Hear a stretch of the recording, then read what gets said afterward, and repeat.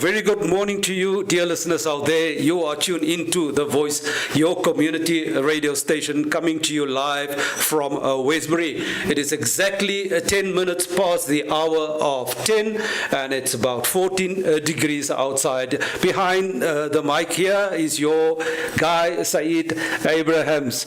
So many things happened over the weekend here in Westbury. Positive things, I must say, and I am extremely excited to speak about that a little bit later. But we experienced a few technical issues recently, but we are working on it. As you know, The Voice is a new radio station. It's a voice for the voiceless, and we are working very, very hard to sort out all our technical issues, but we will get there. Without further ado, in studio with me, I do have Ashley and Bridget. But first of all, I would like to say thank you, both of you ladies, for coming in to the station this morning. I think we have a very interesting lineup. But Auntie Bridget will explain to you as to what she's going to talk about. With me this morning, first of all, Ashley, good morning to you and happy birthday. Goeiemorgen, my mense. It's been a while. No, it's a week now, not a while. It's a week now since I've been back since last week. I'm a bit nervous again today with sorry people. Thanks again for having me, Uncle Saeed. No, it's a pleasure. And if there's any questions that you would like to ask our guest or the radio station, you can WhatsApp us on 073-596-8948. Also, be aware that we are live streaming on YouTube and as well as on Facebook. So, Auntie Bridget, good morning. Thanks for coming in. Thank you for the opportunity, sir. Welcome to The Voice. Please introduce yourself and tell us what you going to share with the listeners this morning. Good morning, listeners. My name is Bridget Davids, 53 years old, a resident of the Ward 82, Westbury. And today I just would like to share some awareness on an illness called lupus. Okay, lupus is a long-term autoimmune disease. So that is what I'm going to discuss this morning and tell you what it's all about, and obviously to look at our young ones out there or their parents actually to get them tested, because it's not something that you can easily pick up. You actually just pick it up when the child becomes sick. So lupus is called the disease of thousand faces. Am I correct? Yes. I am not a doctor. I am not at liberty to discuss any medical assistance. But what I've educated myself on as far as lupus is concerned, it is called the disease of the thousand faces. It sounds serious. Why do you think it is so misunderstood? Is it a lack of education? Yes, sir. Definitely a lack of education, because myself, I found out that I got lupus in 2000, and then was just because of a bald patch that I had on my head. So I was not actually sure what it was. I went to dermatology to find out, doctor, what is going on. So she did some tests, and there's where we found out that I actually have lupus. So the one that I currently have is the one that affects the bones. So that means all bone structures, knees, elbows, fingers, toes. There is where I get most of the time my affection, you understand? So what happens there is, when I started retracting from gym, my gym activities became less because of the pain. So then I started to realize this is a serious illness. Yeah. Why they call it the faces of 1,000 is because of the different flare-ups you get. Sometimes you get a butterfly flare-up across the nose, on the cheeks. That's the one. The other one will be on the top section of your forehead and the bottom of your cheek, of your chin. And then obviously the other ones that's not so visible will be the ones that's on your back. Okay, Yes. so what you're saying, this is the most common symptoms Yes. that people should look out for. Yes, sir. So normally what also goes with it, it's fighting healthy cells. Instead of fighting your dead cells, it's fighting your healthy cells, and that's the cause of the pain and the fatigueness at night or in the morning hours. You find that you suffer from insomnia because of this pain. Right. And then the medication also, it's not very easy to obtain, very expensive. Is it? Yes. So a lot of people confuse lupus with arthritis. Yes. What is the difference? What is the key differences? Can you describe the key differences between arthritis and lupus? Okay.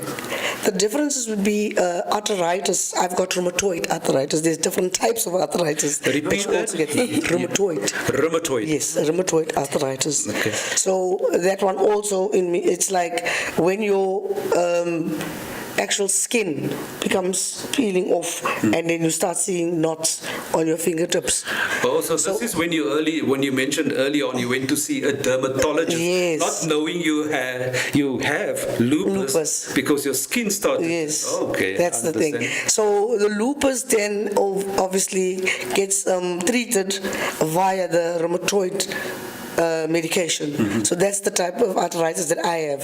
Compared to the other arthritis where they use some kind of a jello treatment. Yes. They shock you in your in your joints. They shock to see how dense it is. So like on the 5th of August, I'll be going for a DECA test. So it's going to be a test where they actually test the density of my bones, because it starts eating on your bones.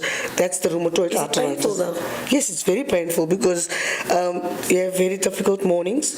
This morning, it took me about 45 minutes just to get ready. You understand, when you get up in the morning because of the treatment stiffness. on that day, Sorry? it's also painful, the treatment itself on that day when you have to go. Yes, it is, because they put you under, they call it a purple light, but it's like a radiation. So they're trying to figure out where the bones has already been eaten on. You understand? So in 2012, I had up on my right shoulder, where my bones, the ball was already in the socket. So I couldn't pick up any heavy stuff. I couldn't move anything. So who is most at risk? I believe I heard that women are more at risk. Yes. Why is that? Is lupus contagious? Well, I'm asking you two questions. Let us first deal with the risk factor. Yeah, the risk factor here is that mostly women, I can say, we can call it about 80% of women, of the women is more diagnosed with lupus than men. Men do get lupus, yes they do, because I have a little nephew, he's about 7 years old, and he's also got lupus. At 7? Yes, at 7. So mine was detected, my rheumatoid arthritis was detected when I was 9 years old.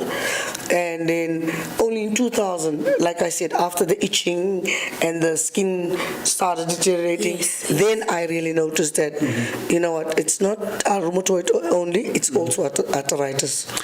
You are right in a sense, because the people that I know is mostly women that suffers from this disease. I call it a disease Yes, because it's a what disease. you explain is like it is something similar to cancer. It's worse than arthritis. cancer, yes. So bones, and imagine your skeleton, like that is you your in pain. structure, that is Yeah.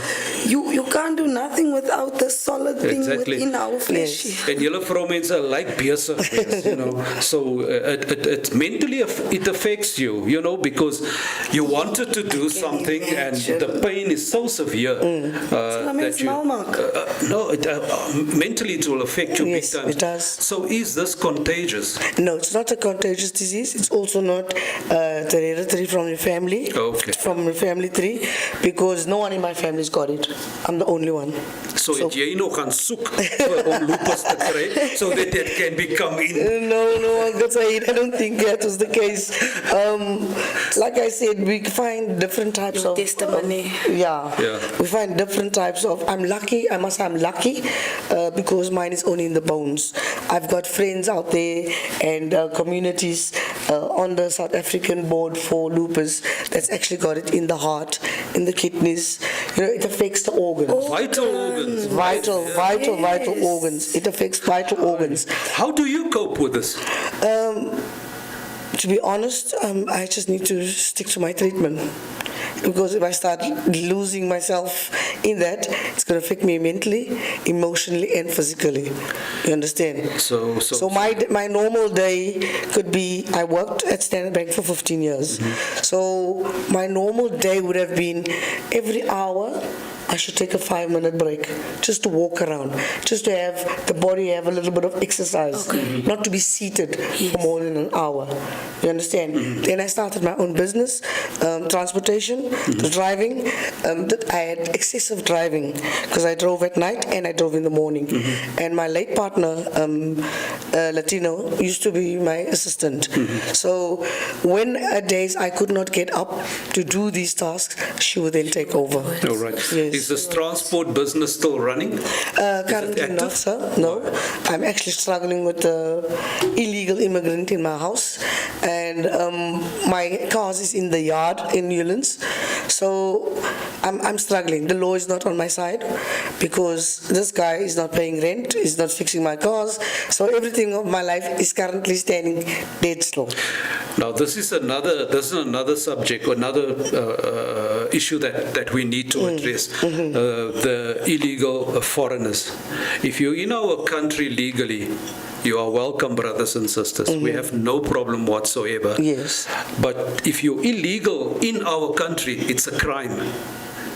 And this is something that's a discussion for another day. Another day, But it makes our people's lives, especially here, I'm talking always, make an example about Westbury. Yes. It's affected because we are working in this area. Westbury, Claremont, Coronation, Montclair, the surrounding areas, Bosmont, yes. It affected us all with the influx of the illegal foreigners. So we are dwelling off the top, but it's part of your suffering. Yes. So it adds to my stress levels. It adds to my daily, my daily activities where I could have something positive, yes, to do, yes, and yes. now I have nothing to do, and then it affects my body. So, what do you do now on a daily basis? You had businesses that you really want to get back into, and what do you do? Suffering from lupus on a daily basis, how do you get along with yourself? To be honest, prayer. I stay to the Lord. I ask Him every day for strength. I ask Him every day, and I thank Him every morning for actually waking me up with this disease. You understand? And like I said, because mine is mostly in the bones, it's very difficult to get up in the morning. Very, very difficult. So I take 45-minute walks in the morning or in the afternoon just to keep fit, exercise, and then mentally, like I said, I feed myself spiritually. That's the only thing that keeps me going every day. So for now, Mr. Said, I can really say God has really come through for me. Even with the loss of my partner, it's only been 3 months. And she was my pillar of strength. So yeah, it's a bit difficult now because of the loss, because I need to adjust to that. It's your house, it's your personal, it's your health. It's a lot of things at your one time. No, it God is good. It's great. It's great. It's always been. It's always shown up for me. Testimony is not for nothing. Yes, at least. It's not. Yeah, listeners, this is a very emotional topic, listening to Bridget suffering from lupus. She lost her partner, and I am absolutely certain it's not an easy No. thing to cope with. No, not actually. It's not. You are listening to The Voice, your community online radio station. You can send your WhatsApps through to 073-596-8948. And if you would like to interact or send Bridget a message on direct to her, you can reach her on 078-593-9556. Repeat your number, please. It's 078-593-9556. Yeah, if you have joined us now, we are coming to you live from Westbury, and I'm so proud of having the voice for the voiceless here in Westbury, and this is the platform for people like you. Yes, sir. We don't know your struggles, Yes. and this is what we must hear. We don't want to hear your personal life. Yes. We want to hear your struggles so that we can put your voice out there to be heard. And this is exactly why the Voice radio station was set up. Thank you. And so on a day, Educate myself more. I come for classes at Papu just to get some knowledge on certain issues that I don't have accreditation for. I've been studying with them for computer science. I've been doing managerial courses with them. So my day is not that boring. After all, Exciting life. yes. And I always try also to be out there for the people. Yeah. I'm an activist currently for Westbury and for the surrounding areas. And I hope our message this morning goes out to every parent out there and every young one that's suffering with this disease to actually come up and step forward and start treating it. I was going to ask you that. First of all, how do they identify? Say, I don't know myself, I'm not saying, but myself, I don't know what lupus is all about. So I do find, I have a pain in my shoulder and I'll just take a tablet and something like that. What is it that I must look at, or the listeners, that they must look out to? It's mostly how the body will tell them that it's busy deteriorating, fatigueness.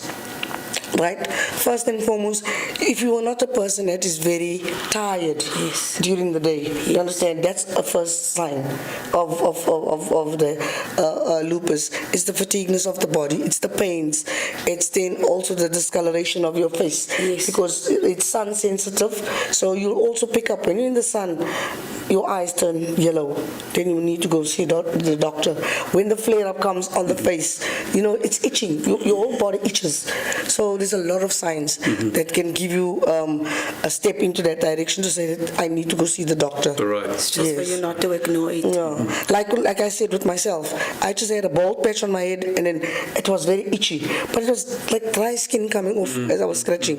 But then I thought, ek het nog nooit myself gekap nie. Sure. So what is die? So it comes automatically. Yes, it does. Very, very, very sad. Hey, it's something A normal dangerous. itch that you'll take normal. It's just like that. So Your therefore, life just changed like that. we mustn't take things for For granted. granted, yes, definitely. We must look after our health, especially at this age. Yes. Right. Auntie Bridget, thank you for coming in and share your experience with us and the listeners. It was Thank a you. pleasure listening to you. We would like to invite you again to come in and let us talk about the issues that we're experiencing in this community due to the influx of illegal foreigners, because that is also something that needs to be looked at. Yes. But yeah, thank you for coming in. I really appreciate it. A last word from you. Guys, like I always say to my family members that doesn't understand this disease, always just be vigilant and always take care of yourself and your body, and always make sure that you put the Lord first. He's always going to be there for you. Great. Did you learn something from this, Ashley? Yeah, I learned a lot today, especially with your body, man. You need to take note of your health constantly, especially with today, with everything we're eating, with everything going on, with things in our water, everything we have to literally check yourself. You have to. You have Thank you to. so much, and for the woman, from a mental, spiritual, thank you for not giving up, and just thank you for being there. For me, that's going to walk next to you tomorrow in the street, I can actually greet you and you know, look at you with that. There's one inspiration walking, another. It's adding to this community, that's adding to this stigma that we have here. And just, again, thank you. Thank you, Ashley. Really appreciate it. Thank you. Thank you so much for coming into The Voice, your community online radio station. We will continue with Mr. Shakes. He's standing by to take over. Mr. Shakes has got some very interesting issues to discuss as well. So from me, Saeed, I will see you the other side. Goodbye. Thank you.